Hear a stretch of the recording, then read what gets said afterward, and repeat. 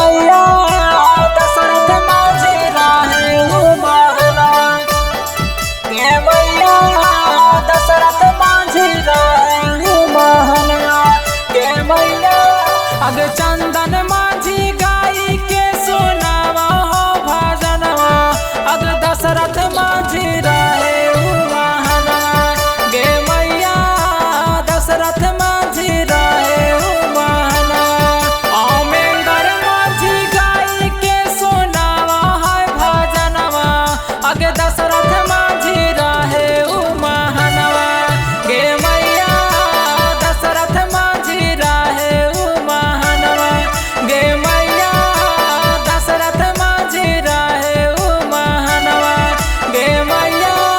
साथी music recording studio Pratappur.